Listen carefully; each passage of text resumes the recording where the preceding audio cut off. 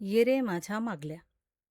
अंदमानच्या जहाजातून उतरून कलकत्त्यास पाय लागताच आम्हास अलीपूरच्या कारागृहात नेऊन खोलीत कोंबण्यात आले.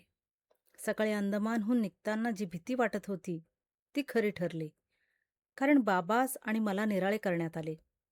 आम्ही आपापली बंदींच्या तरटांची अंथरुणे काखेत गुंढाळून, हातात थालीपाट घेऊन चोरट्यासारखे बरोबरच्या शिपायांच्या नेत्रसंकेतानुरूप दोघेही चाललो होतो. तो बाबांना एका लहानशा फुटणाऱ्या बोळवजा वाटेकडे वळावयास शिपायाने सांगितले आणि आम्हाच बरोबर घेऊन दुसरीकडे चालला. बाबा दुरावले. त्यांचा तो क्षयी खोकला ते दूर जाई तो मला ऐकू येत होता. तरी ते जड अंथरूण कसेबसे काखेत घेऊन आणि चवाळ्याचा ओव्हरकोट घालून ते कण्हत चालले होते.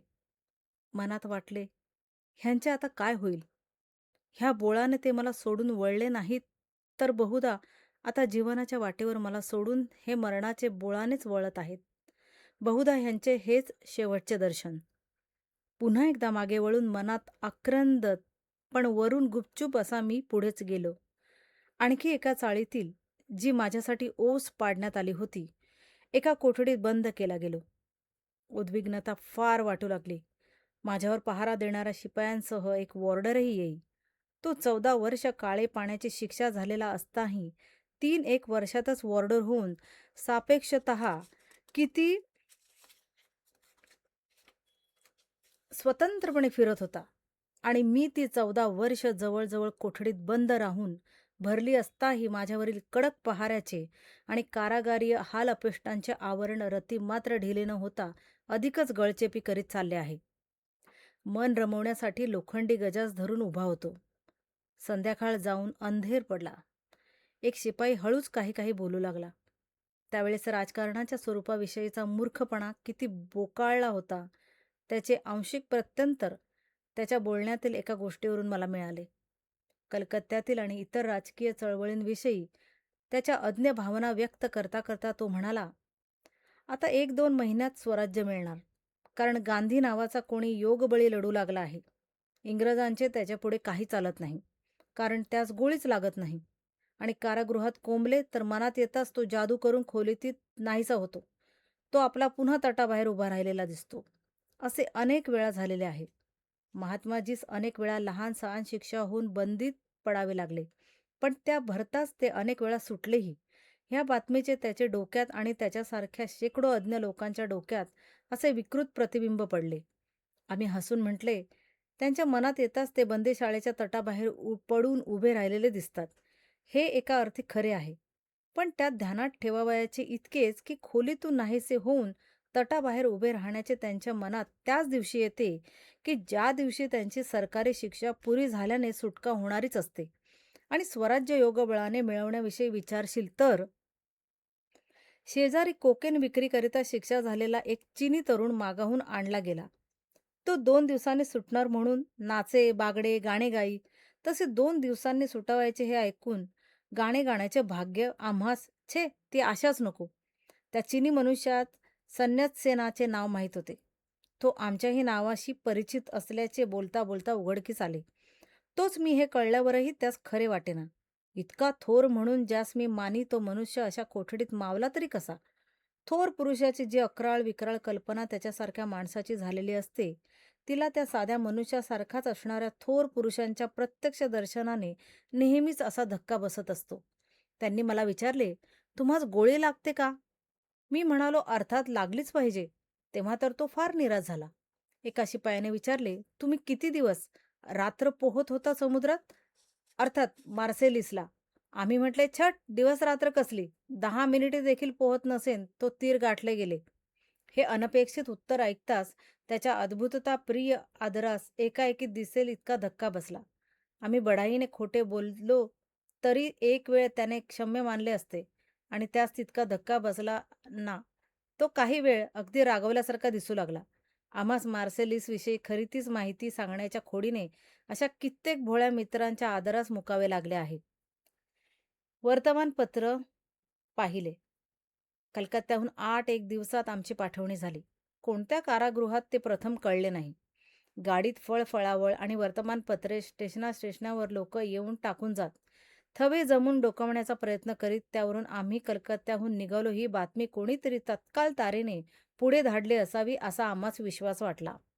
नागपूरच्या पुढे का कुठेच येतो तो आम्ही अंदमानहून हिंदुस्थानात परत आणलो गेलो याविषयी आनंद प्रदर्शक मोठमोठ्या अक्षरात छापलेल्या मथळ्यांनी आणि लेखांनी भरलेली पत्रे दिसली. आमच्याच पाठीशी असलेल्या भागात एक गृहस्थ असे एक पत्र उघडून आम्हास दिसेसे ठेवून वाचित राहिला. भाषा मराठी. आमच्यासह येणाऱ्या अँग्लो इंडियन अधिकाऱ्यांच्या ध्यानात काही येईना. त्या पत्रावरून आम्हास एका आठवड्यात सोडण्यात येईल अशी साधारण समजूत होती असे दिसले. पण खरा प्रकार आमचा आम्ही ओळखून होतो. तो गृहस्थ केवळ सहानुभूतीसाठी त्या गाडीने प्रवास करीत होता आणि अधिकाऱ्यास टाळून शक्य ते सहाय्य देत होता. बातम्या मोठ्याने वाची की आम्ही ऐकावे. 12 वर्षानंतर आलेले नाशिक. त्या आमच्या पहारेकरी अधिकाऱ्यांनी आम्हास काही एक त्रास न देता ठीक वागवले आणि आम्ही मुंबईस येऊन पोहोचलो. वाटेत नाशिकच्या स्टेशनवर भर रात्री गाडी येताच नाशिक, नासक, नासक असे ध्वनी उठले. पण आमच्या डब्याच्या खिडक्या पूर्वीच बंद करून ह्या अँग्लो इंडियन अधिकाऱ्यांनी मला मध्ये बसावयास सांगितले होते. शेजारच्या डब्यात समोर काही माणसे येऊन बसली. पण त्या नाशिकच्या स्टेशनावरून आमची गाडी सुटून आज 12 वर्ष लोटत आली होती. एक नवीन पिढी वाढत आली. 12 वर्षांनी पुन्हा त्या स्टेशनावर ह्या जीवनाची गाडी उलटून आलेली तिथे कोणाची ओळख पटणार तरीही ते नासक नासक असे स्टेशन आल्याचे ध्वनी ऐकून चित्तात काय काय तरंग उठले. त्या स्टेशनावर आलेल्या अनेक पान सुपाऱ्या, कॉलेज प्रवासाचे चिवडे, कलिंगडे, विलायतेस जाताना सभोवताली दाटलेल्या मित्रमंडळांचे अश्रुपूर्ण मुखमंडले, ते स्वातंत्र्य लक्ष्मीचे जयघोष, ती त्यांची हातकड्यात आणि फाशीत झालेली रूपांतरे, अशी चित्रे चलचित्रे मनःपटावर अस्वस्थ त्वरेसारखी येत जात राहिली. मुंबईहून इकडे वा तिकडे न बघू देता बोटीत चढवले गेले. प्रवास संपताच रात्री 10 वाजता 12 वाजता एका कारागारात नेऊन आम्हास अंती बंद करण्यात आले. ते कारागृह म्हणजे रत्नागिरीची बंदीशाळा. आता यापुढील आमच्या कारावासाची माहिती यथाक्रम आणि यथाप्रमाण विस्ताराने देणे परिस्थितीमुळे शक्य नाही. मुख्य कारण हे की ती याच प्रांतातील कारागृहांविषयी असून अगदीच अलीकडचे आहे. तदनुषंगी इतर कारणे उघडच आहेत. तेव्हा सद्य परिस्थितीत शक्य तितकी त्रोटक रूपरेखा काय ती देऊन हे वृत्त समाप्त करू. रत्नागिरीच्या कारागृहात पहिले 2-3 आठवडे फारच दुस्सह गेले. अंदमानमध्ये जेवणाच्या वेळेस दूध आणि सुपक्व अन्न आम्हास मिळू लागल्याने आमची पचनशक्ती अलीकडे थोडी सुधारून आम्ही जीवावरच्या दुखण्यातून कुठे उठत होतो नव्हतो, तो रत्नागिरीस येताच ते दुधाचे 4 घोटही बंद झाले आणि कारागृहातील ती जाडी भरडी भाकर पुन्हा येऊ लागली. अंदमानात 2 वर्ष या कदन्नापायी आम्ही कसे मरणासन्न झालो होतो आणि आम्हास दूध आणि विशिष्ट अन्न देण्याची व्यवस्था श्रेष्ठातील श्रेष्ठ वैद्यकीय अधिकाऱ्यांनी कशी केली ते सर्व सांगितले, पण उपयोग झाला नाही. त्यातही अगदी एका बाजूस एका खोलीत एकही मनुष्य जवळ न ठेवता आम्हास बंद करण्यात आले. 10 वर्ष शिक्षा भोगल्यानंतर अंदमानमध्ये ज्या थोड्या बहुत सवलती मिळाल्या होत्या, अंगभर कपडे, देहश्रमापासून मुक्तता, लिहिण्याचे काम, ग्रंथ लिहिण्यास कागद पेन्सिल, 10 जणात उठण्या बसण्यास स्वातंत्र्य, ते सर्व जाऊन पुन्हा शिक्षा लागली तेव्हा पहिल्या दिवशी मिळाला तोच कुडता, तोच 50 वर्षी बंदीचा 1960 सनी सुटका म्हणून लिहिलेला कथिली बिल्ला, तीच निर्जन एकलकोंडी, अगदी शिक्षा पुन्हा प्रथमपासून भोगावयास लागावी असे दुस्सह स्थित्यंतर झाले. त्यातही बाबांची काहीच बातमी कळेना. त्यासही अशाच भयंकर स्थित्यंतरात टाकले गेले असेल. अंदमानातील आमच्या इष्टमित्रांच्या स्मृतीनेही मन तळमळू लागले. काम सुताचे देण्यात आले. ते सवय नसल्याने पुरे होईना. पुस्तक देखील वाचावयास मिळेना. वेळ निघेनासा झाला. आत्मघाताचा अंतिम झटका. आश्चर्य वाटेल, पण पळ पळ दुस्सह वाटू लागले. 12 वर्ष नव्हे विलायतेत गेलो तेव्हापासूनच अघटित असह अद्भुत संकटांचा आणि यातनांचा ताण सहन करीत करीत क्षीण होत आलेले मज्जातंतू या नवीन ताणासरशी आता तुटतात की काय असे वाटू लागले. एक दिवस इतकी उद्विग्नता वाढली की विवेक देखील उदासीन झाला. आता हे आणखी किती दिवस सोसावयाचे? नको हे जीवन. आता अधिक दिवस चढत पडण्यात काही लाभ नाही. मी उठलो. त्या कोठडीसही अंदमानच्या कोठडीप्रमाणेच वर भिंतीस खिडकी होती. तिला हात कसा पोचेल आणि स्वतःच्या जीवनाचा तंतू तिच्या गजास बांधून ताणून कसा तोडून टाकता येईल याची योजना केली. मनात उदासीनतेचा अंधकार पसरून क्षणोक्षणी अधिकच काळाकुट्ट होत चालला. ह्या रत्नागिरीच्या कारागृहातच मी लिहित आहे तेथून 2 हाके असणाऱ्या ह्या रत्नागिरीच्या कारागृहातूनच माझ्या जन्मठेपीच्या उभ्या 14 वर्षात जे 2 अत्यंत असहनीय दुःखाचे क्षण गेले त्यापैकी एक आणि शेवटचा क्षण त्या काळ्या कुट्ट अंधकारात गेला. पण तेव्हा दिवस होता म्हणून रात्रीची वाट पाहावी लागली. तितक्यात मनस्थैर्य हळूहळू पुन्हा प्रस्थापित होऊ लागले. अंदमानात इंदुभूषणपासून तो प्रोफेसर परमानंदापर्यंत ते अनेक बंगाली, पंजाबी, शीख इत्यादी देशभक्त यातनास कंटाळून आत्मघातास कर्तव्य समजू लागले. त्यात ज्या कारणासाठी तू त्या कृत्यापासून परावृत्त केलेस त्याच कारणासाठी तू परावृत्त हो. मरणेस तरी 100 रुपये घेऊन. रात्री पुन्हा एकदा आयुष्याच्या इतिकर्तव्याची रूपरेखा सुस्पष्टपणे आखण्यासाठी एकाग्र होऊन बसलो.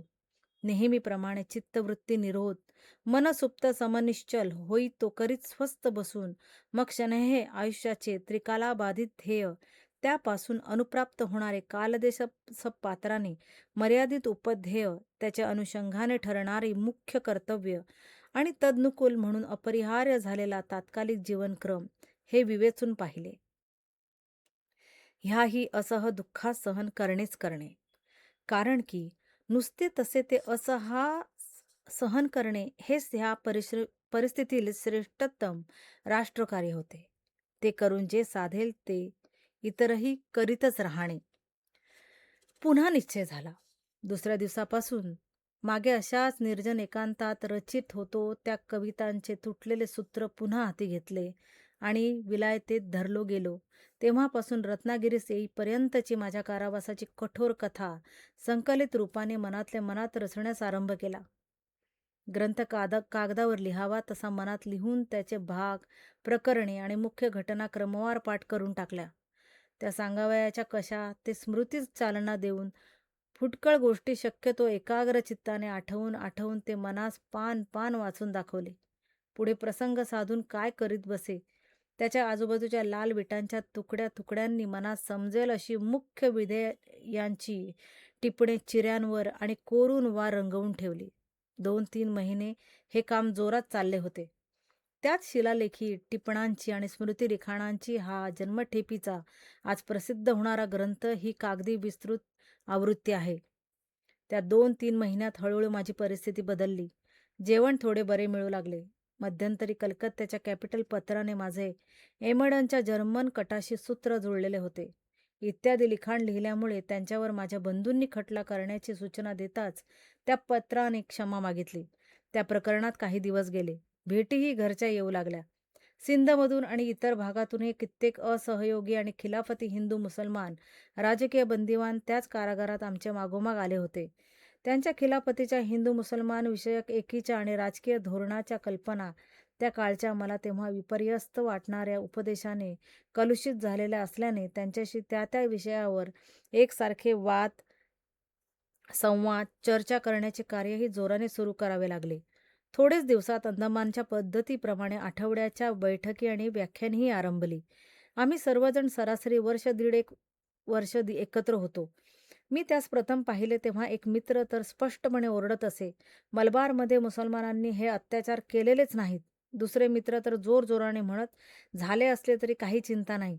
हिंदूंनी मुसलमान देखील व्हावे, पण स्वराज्य मिळाले पाहिजे. अहिंसा आणि सत्य ह्यांच्या व्याख्येचा विपर्यास तर काही विचारावयासच नको. एका सुशिक्षित राजबंदिवान बंधूंची खालील गोष्ट सांगितली असता त्या काळात मला जे अनेक असहकारितेच्या आणि खिलाफतीच्या ठशात ओतलेले माझे देशबांधव भेटले त्यांच्या मनस्थितीची कल्पना येणारी आहे. राष्ट्रीय बातम्या मिळवण्याकरिता आम्ही राजबंदी अर्थातच अंदमानप्रमाणेच अनेक प्रयुक्त्या करीत होतो. तेव्हा कधीकधी केर कचऱ्यातून किंवा बाहेर काम करणाऱ्यास जाणाऱ्या बंदिवानांच्या चलाखीने वर्तमानपत्रांचे चिटोरे हाती पडत.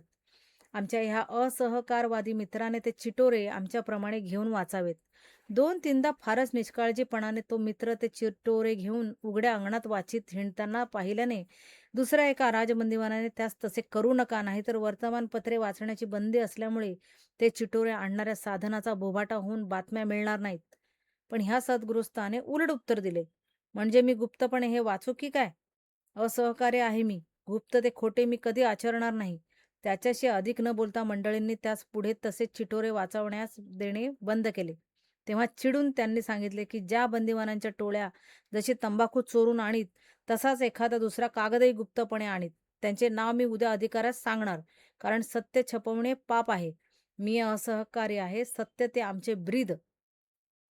मंडळींनी अर्थातच म्हटले, "अहो, पण ते चिटोरे तुम्हास मिळत होते, तेव्हाही ते गुप्तपणेच मिळत होते, हे तुम्हास माहीत होते. मग तेव्हा ते असत्य म्हणून तुम्ही का त्याज्य मानले नाही? आणि ज्याच्या गुप्त सेवेचा तुम्ही अंगीकार करून स्वतःची तहान भागवलीत, त्याचे आता नाव देणे, तो तुम्हास राष्ट्रीय बंदी म्हणून सहाय्य देत असता नाव देणे म्हणजे विश्वासघात करणे नव्हे काय? हे जर सत्य असेल, तर मग नरेंद्र गोस्वामी देखील असहकारी म्हणून तुम्हास पूज्यच असला पाहिजे." तो गृहस्थ अर्थातच दबला. पण येता जाता बातम्या गुप्तपणे आणणे हे पाप आहे. मॅझेनीसारखे गुप्त संस्थानाचे प्रवर्तक सर्व पापी होते. आम्हा असहकारितेवाद्यांचे मुख्य वाद म्हणजे जी चळवळ करू ती उघड करू. त्यात भ्याडपणा मुळीच नाही, म्हणून गप्पा मारीत फिरत असे. एक दिवस गंमत करण्याकरिता म्हणून जेवतेवेळी राजबंदीवानातील काही मंडळींनी एक युक्ती केली. ते गृहस्थ कारागारातील भाताच्या दिवशी देखील स्वयंपाकास अंजारून गोंजारून गव्हाची पोळी अंतस्थपणे घेऊन खात असत. त्याप्रमाणे त्यांनी ती पोळी चोरून घेऊन जाऊ लागताच एक जण खोटेच म्हणाला, "अरे तो पहा पर्यवेक्षक म्हणजे सुपरिटेंडंट येतो आहे." हे म्हणताच त्या गृहस्थाने झटपट ती पोळी जवळच्या तरटाखाली लपवून ठेवून साळसूदपणे भात खाण्यात बसण्यात आरंभ केला. तेव्हा एकच हौशा पिटला. सगळे विचारू लागले, "अहो, आता पोळी लपवणे हा भ्याडपणा नाही का? पोळी चोरून जे निर्बंधाविरुद्ध करणे ती चोरी या व्याख्येनुरूप. खाणे चालते का?" तेव्हा एकाने उपरोधिकपणे उत्तर दिले, "अर्थात आमच्या टिचभर पोटासाठी पोळीच्या तुकड्याची चोरी करणे काही असहकार्य सत्यवानास निषिद्ध नाही. केवळ आपल्या राष्ट्राच्या स्थितीची कल्पना असावी या सार्वजनिक हितबुद्धीने एखादा वर्तमानपत्राचा तुकडा लपवून वाचणे हे निषिद्ध आहे. पोटासाठी तुकड्यासाठी असत्य बोलणे हा थोडाच भ्याडपणा आहे. राष्ट्रासाठी असत्य बोलणे हा भ्याडपणा आहे. ही गोष्ट एकाच गृहस्थाची असती तर ती आम्ही दिलीही नसती. परंतु अशा प्रकारची मनोवृत्ती त्या काळच्या कित्येक खिलाफती असकारात आढळून आली. ह्यांचे एक गमतीचे पण अर्थपूर्ण उदाहरण म्हणून ही गोष्ट दिली. मलबारवरच्या तिकडची परिस्थिती कळण्यास 2-3 ऐतिहासिक व्याख्याने दिली. आमच्या त्या सर्व मित्रा संघटनाविरुद्ध असणाऱ्या त्यांच्या एकजात विरोधातील हेतभावास पटवून दिला. राजकारणी चर्चा तर सारख्या चाललेल्याच असत. रत्नागिरींच्या बंदीगृहात शुद्धी. लवकरच तिथेही सिंधी किंवा पठाणी मुसलमान बंदी जे मुंबईवरनं धाडण्यात येत त्यांच्या हिंदू मुलस पाठविण्याच्या खटपटी आमच्या आढळण्यास येऊ लागल्या. तेथील अधिकाऱ्यांपर्यंत या गोष्टीचा सुगावा किंवा कल्पनाही नव्हती. पण मुसलमानी बंदिवानांचा नित्याचाच आणि सर्वत्र चाललेला क्रम आम्हास माहीत होता. तेव्हा आमच्या ते तत्काळ लक्षात आले. आम्हीही अंदमानप्रमाणेच तिथे शुद्धीची चळवळ काढली. 2-3 पुरभैया वयस्क हिंदूस आणि काही मुलं शुद्ध करून घेतले. त्यास लागेल ते आर्थिक सहाय्यही आम्ही पोचवू. वाद अर्थातच वाढत चालला. पर्यवेक्षकापर्यंत खडाजंगी उडाली. मुसलमानी, सिंधी आणि पठाण तेव्हा रत्नागिरीच्या कारागारात फार बोकाळले होते. ते अधिकाऱ्यांच्या आणि मराठी शिपायांच्याही नाकी नऊ आणीत. त्यांचा आमचा उभा दावा जुंपला. त्यात काही जण तर आमच्या अगदी शेजारीच असल्याने आम्हास माराच्या धमक्या देऊ लागले. त्या त्रासाचे उदाहरण म्हणून एक गोष्ट देतो. एकदा हिंदूस केवळ त्रास देण्यासाठी म्हणूनच जे काही निमाज देखील पडत असत.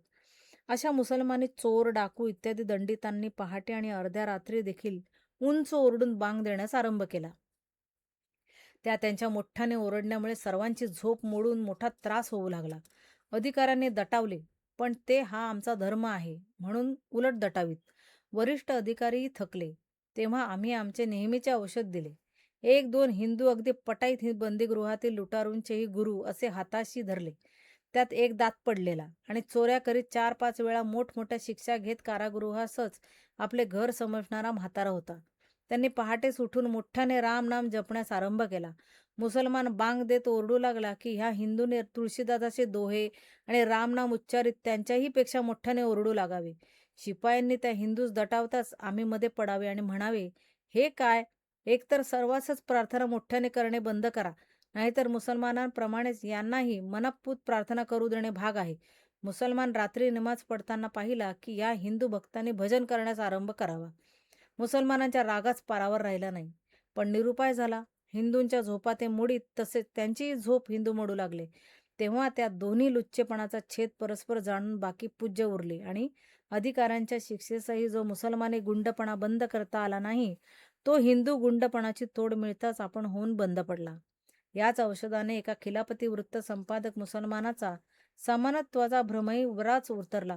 तो पाण्यास हिंदूंनीच का शिवावे? मुसलमान काय मनुष्य नाहीत? असे म्हणून बळाने शिवे. मी त्याच्या त्या युक्तिवादास पूर्णपणे अनुमोदन देऊन तिथेच असलेल्या हिंदू मेहतरास त्याच पाण्याच्या पिंपातून पाणी शुद्ध भांड्याने परत पण स्वतः घ्यावयास सांगे. असे होताच तो मनुष्य समान मानणारा खिलापती मुसलमान त्या मेहतरास दटावू लागला आणि ते पाणी निमाजास अशुद्ध झाले म्हणून घेईना. तेव्हा समानतेचे ढोंग असे दोनदा तीनदा उघडकीस आल्यावर मुसलमानांनी ठरलेल्या हिंदू पाणीवाल्याकडून पाणी गुपचूप घेण्यास आरंभ केला आणि ते पुन्हा पाण्यात शिवले नाहीत. रत्नागिरीच्या कारागृहात दंगा. मध्यंतरी त्या उद्दंड पठाणांशी आणि कारागृहात मुरलेल्या सोद्या सिंधी मुसलमानाशी अधिकाऱ्यांच्याच निर्बंधाचे शिस्तीवरून खटका उडून प्रकरण विकोपास गेले. तेव्हा त्या गुंडांनी शेवटचा परिचित उपाय म्हणून दंगा करण्याचे ठरवले. हिंदू ऑर्डर, हिंदू शिपाई आणि आम्ही हिंदू संघटक राजबंदी या सर्वांस भयंकर मारहाण करण्याचा कट चालला. शेवटी एके दिवशी जेवणे होताच एकाएकी ते मुसलमानी गुंड उसळून हिंदूंवर तुटून पडले. काही हिंदू शिपायास आणि हिंदू वॉर्डरास आम्ही प्रथमपासून सावध करीत आलेलो होतो. त्यामुळे तो घाला अचानकपणे आला तरी हिंदूंनी तोंड दिले. कित्येक हिंदू वॉर्डर रक्तबंबाळ झाले. कित्येक मुसलमान गुंड बेदम चोपले गेले. ते आरडत ओरडत आणि मारहाण करीत आमच्यावर चालून येण्यासाठी बंदीगृहाच्या आतल्या भागात घुसू पाहत होते. आम्ही सज्ज आणि सावधपणे खोली बाहेर पडून हिंदू संरक्षणार्थ लढायचे उत्तेजन देत होतो. इतक्यात भयघंटा वाजू लागली. जिकडे तिकडे मारो हाणू म्हणून मारामारी सुरू झाली. सशस्त्र पोलिसांसुद्धा पर्यवेक्षकही आले. गोळी घालावयाचा धाक घातला. तेव्हा मुसलमानी गुंड एकजात घाबरले. धरले गेले. बहुतेक मार खाऊन रक्तात न्हाले गेले. पुढे खटले झाले. आघातास गुंडास शिक्षा झाल्या. ज्या हिंदू वॉर्डरांनी स्वतःचे आणि इतर हिंदूंचे रक्षण केले आणि निर्बंधाची बाजू उचलली त्यास प्रशासके देण्यात आली. या सर्व प्रकाराने जे हिंदू शुद्धी चळवळ सुरू केली म्हणून आम्हास बाटगा म्हणून ते देखील शुद्धीस अनुकूल झाले आणि थोड्याच दिवसात एका अगदी मूळच्या मुसलमानास शुद्ध करून घेण्यात आले. तेव्हा मुसलमानांचाच आमच्यावर खटला करावा लागला. नेहमीप्रमाणे कोटीक्रम होत होत अंती निर्णय झाला की यापुढे कारागारात कोणासही धर्मांतर करण्याची बंदी असावी. अशा रीतीने हिंदूच बाटवण्याचा धंदा बंद पडला. आमच्यावर आक्रमण करण्यासाठी टपून बसलेल्या धर्मवेड्या मुसलमानांवर आम्ही शेवटपर्यंत सावधानपणे दृष्टी राखून होतो. राजबंदीपूर्वी खिलाफत चळवळीत स्वतः पैसे देऊन आणि प्रचार करून झटलेले होते.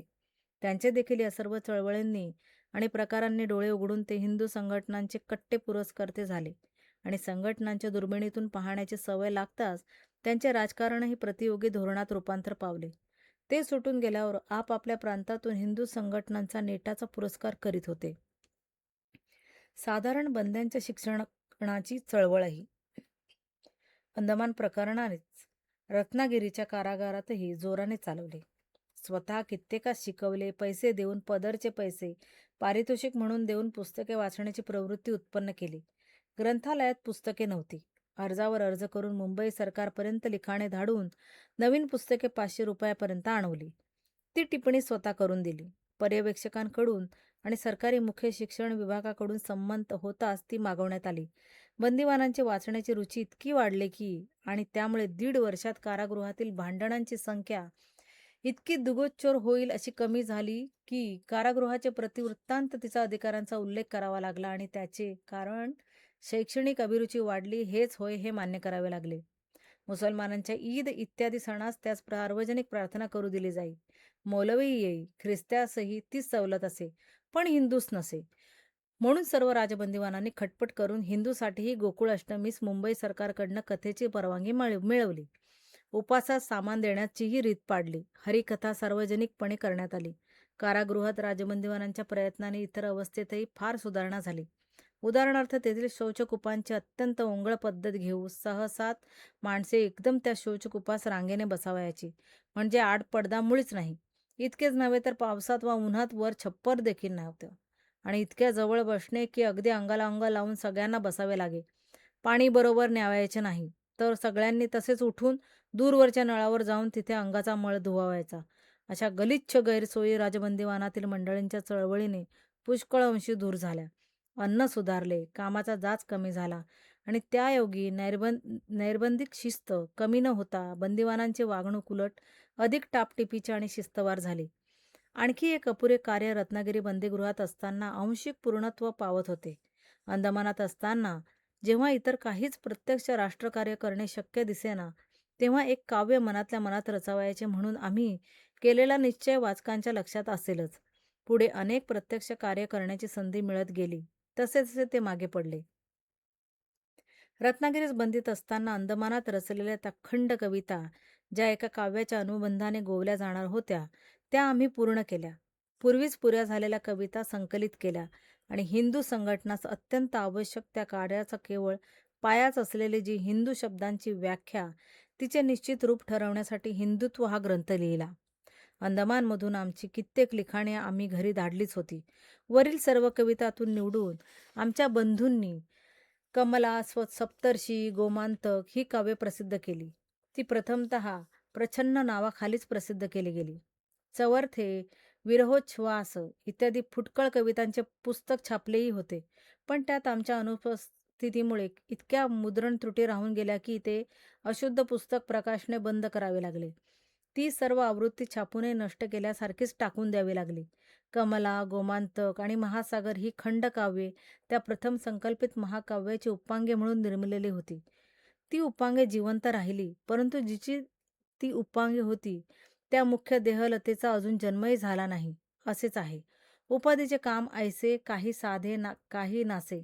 ह्या ग्रंथापाठोपाठच हिंदुत्व हा आमचा इंग्लिश भाषेतील ग्रंथही आमचे मित्र श्री केळकर यांनी प्रसिद्ध केला. रत्नागिरीच्या कारागृहात प्रथम स्वतःचे पुस्तकही मिळेना, पुढे रामदास तेवढा मिळाला. त्या ग्रंथाचा विशेषतः दासबोध आणि स्फुट अभंग ह्यांचा लहानपणापासून दृढ परिचय होताच. त्यास इतर पुस्तक नाही, तेव्हा त्याची वारंवार अनेक पारायणे केली. पुढे मग पुस्तके मिळू लागली आणि लेखन साहित्यही मिळाले. तेव्हा वाचन नि लेखन सुरू झाले. पृथ्वीराज जारसो, भविष्यपुराण, वेदिक इंडिया इत्यादी अनेक मोठमोठे ग्रंथ आद्यंत वाचले. एक दिवस सहज बातमी म्हणून ऐकास विचारावयास गेलो तो कळले की बाबा अत्यंत चिंताजनक स्थितीत आहेत. माझ्यापासून कलकत्त्यास त्या बोळाने दूर नेले गेल्यावर बाबांना विजापूरच्या कारागृहात बंद करण्यात आले. त्यास भेटावयास माझे कनिष्ठ बंधू डॉक्टर सावरकर गेले असता त्यांना आज्ञा झाली की खादीचा वेश बदलाल तर आत या.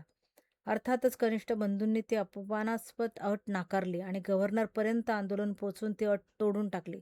शेवटी खादीच्याच वेशात त्या कारागृहात बाबास भेटू दिले. बाबांचे विजापुरात फार हाल झाले. कल्पना करवणार नाही अशा एका ओसाड आणि भयाण खोलीत त्यास एकटे कोंडले. पुढे याच तुरुंगात एका राजबंदीस वेड लागले असे आम्ही ऐकले.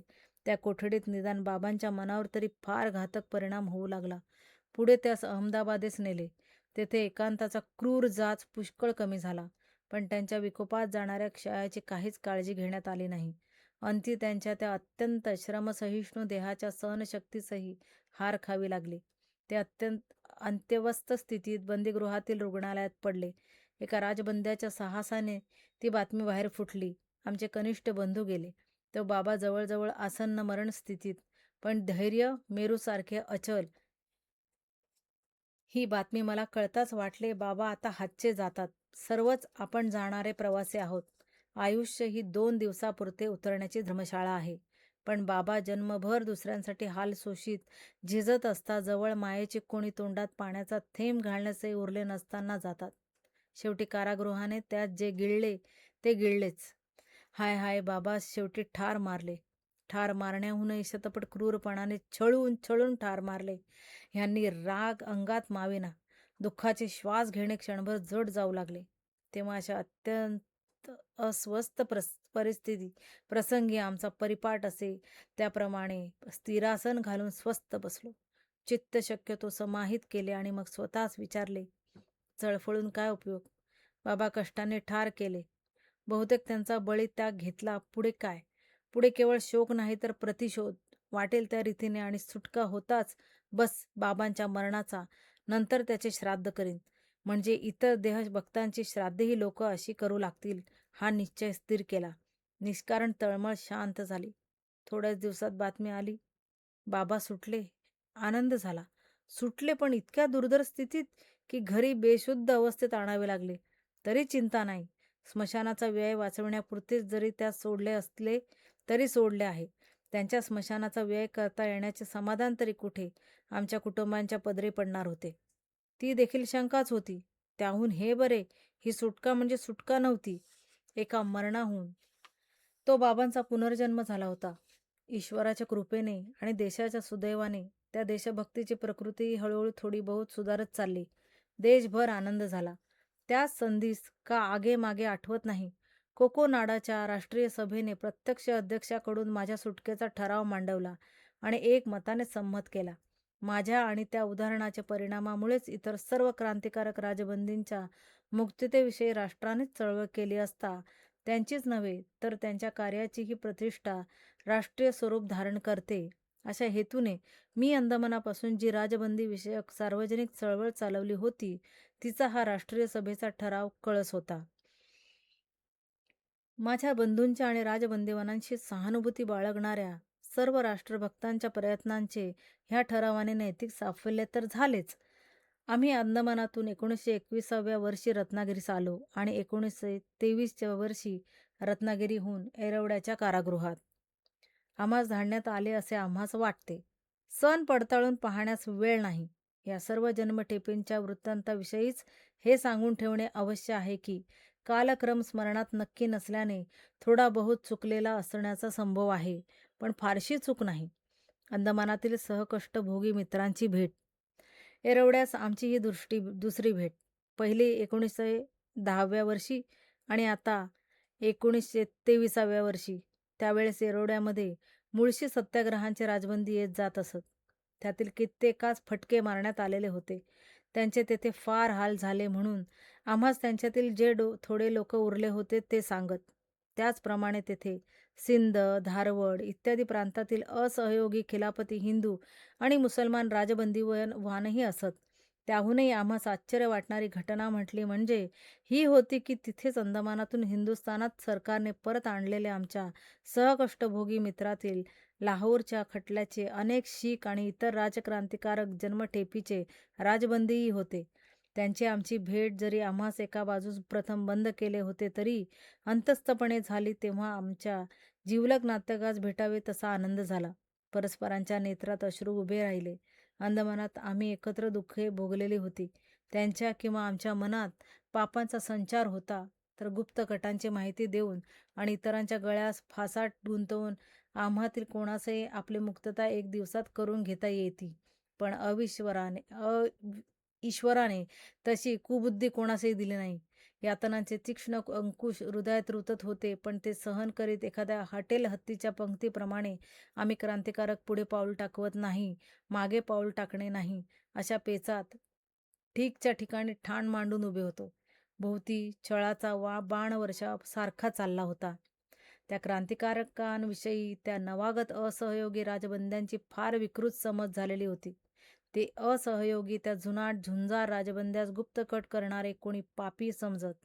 2 वर्ष किंवा 2.5 वर्ष शिक्षा घेऊन आलेल्या त्या राजबंद्यात कित्येक असे अननुभवी आणि अर्ध्या हळकुंडात पिवळे होणारे होते की त्या 10-10 वर्ष काळे पाण्याचे कष्ट सोसलेल्या आणि सशस्त्र झुंज घेतलेल्या शिखाधिक क्रांतिकारक राजबंदीवानांपुढे आपल्या दृढ दमडीच्या 1.5 वर्ष शिक्षा भोगणाऱ्या सत्याग्रहाचा डौल सांगू पाहत आणि त्यास तुच्छ लेखू इच्छित.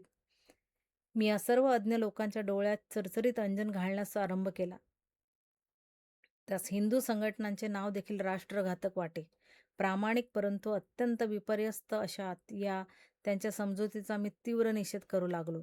आम्ही एका झाडावर चढावे, ह्या राजबंदीवानांनी एक एक पहाऱ्यावर ठेवून इतरांनी पलीकडच्या पटांगणात जमावे आणि चर्चा सुरू व्हावी. अर्धा अर्धा तास राजकीय आणि संघटनविषयक चर्चा अशा स्थितीत त्या झाडावरून आम्ही करावी. पुढे आम्हास त्या राजबंद्यांच्याच पटांगणात ठेवण्यात आले. तेव्हा तर आम्ही त्या आमच्या नवागत देशबंधूस राजकारणाच्या आम्हास त्या वेळी विकृत वाटणाऱ्या कल्पनेच्या तावडीतून सोडवण्यासाठी दर दिवसा 2 दिवसा आड चर्चेच्या आणि व्याख्यानाच्या बैठकी तिथेही अंदमानप्रमाणेच सुरू केल्या. हळूहळू त्यात ते सर्वजण भाग घेऊ लागले. आम्हास यावेळी विपर्यस्त वाटत अशा त्या नवागत राजबंद्यांच्या सर्व समजुती आम्ही कोटिक्रमाच्या आणि इतिहासाच्या आधाराने पार उधळून दिल्या आणि त्यांच्यातील अनेक विफतगामी अननुभवी राजकारणात अज्ञ परंतु प्रामाणिक देशभक्त तरुणांनी अंती त्या अंदमानातील राष्ट्रीय सेनेच्या तत्वांचा आणि कार्यक्रमांचा स्वीकार केला. ते आता त्याच शिखाधिक राजबंदीवानांच्या अतुल धैर्याचा आणि राष्ट्रीय स्वार्थ त्यागाचा गौरव करून त्यास योग्य तो सन्मान देऊ लागले. त्या नवागत देशबंधूत हिंदू संघटनाविषयी अत्यंत विपर्यस्त कल्पना प्रचलित असून ते त्या चळवळीचा मनापासून विरोध करीत. त्याविषयी यांच्याशी चर्चा करून त्यांच्यातील बहुतेक राजबंदीत संघटनांची तत्त्वे समजूत देऊन त्या कार्याचे पुरते अभिमानी करण्यात आले. मी येरवड्यास आणला जाताच हेतुपूर्वक असो वा नसो, पण आमच्यावर पूर्वी अंदमानात असता जो पर्यवेक्षक असे आणि जो त्यानंतर कारा पर्यवेक्षकांच्या जाग्यापासून चढत चढत आता पंजाबच्या कारा विभागाचा प्रांतीय पर्यवेक्षक झाला होता, तो अधिकारी पंजाबमधून आणून येरवड्याच्या कारा पर्यवेक्षकांच्या जागेवर नेमण्यात आला. लोकवार्ता अशी होती की या गृहस्थास माझा अंदमानचा वृत्तांत माहीत असल्याने मला सोडवण्याचे प्रश्नाविषयी त्यांचे काय मत पडते ते पाहण्यासाठी त्यास मी होतो त्याच कारागारावर नेमण्यात आले. कसेही असले तरी त्यांच्या येरवड्यात येण्याने अंदमानातून परत आलेल्या आम्हा राजबंद्यास एक प्रकारचा आनंदच झाला, कारण त्या गृहस्थांचा स्वभाव एक प्रकारे मोकळ्या मनाचा आणि मनुष्यात जाणणारा होता. त्यातही त्यांच्या सत्ताकालातच आम्हास अनेक वेळा अंदमानात संप, प्रचार, कट इत्यादी चळवळी कराव्या लागल्या असल्याने त्यास आम्हा सर्वांच्या संघशक्तीची आणि स्वभावाची पारख झालेली होती. तेव्हा तुटेल तोवर आमच्या प्रकरणी ताणीत न बसता शक्यतो आमच्या न्याय मागण्या विकोपात जाण्यापूर्वीच पटकन मान्य करण्याचे धोरण त्यांना पटलेले होते. हे अधिकारी पर्यवेक्षक होऊन येताच त्यांनी मला कोठडीतून काढून किन्नींच्या विक्रीचा जो एक कारखाना आहे त्या कारखान्यावर मुख्य नेमले. तिथे असलेल्या सर्व मुलास आणि इतर कामकर्यास शिक्षण देण्याची परवानगी पण मला देण्यात आली. रत्नागिरीप्रमाणेच येरवड्याचे ग्रंथालय सुधारण्याची खटपट मी हाती घेतली आणि नवीन पुस्तके, विशेषतः त्या दरिद्री मराठी पुस्तकांच्या ज्या 1-2 किडलेल्या पेट्यास ग्रंथालय हे नाव होते, त्यात कोणती हवीत त्यांचे टिपणही झाले होते. हिंदी, मराठी इत्यादी उत्तम पुस्तके आम्ही त्यात टिपून ती सरकारी रीतीने मागवण्याची परवानगीही मिळवली. त्यानंतर ती पुस्तके तशी आली की नाही हे पाहण्यास आम्ही तिथे राहिलो नाही.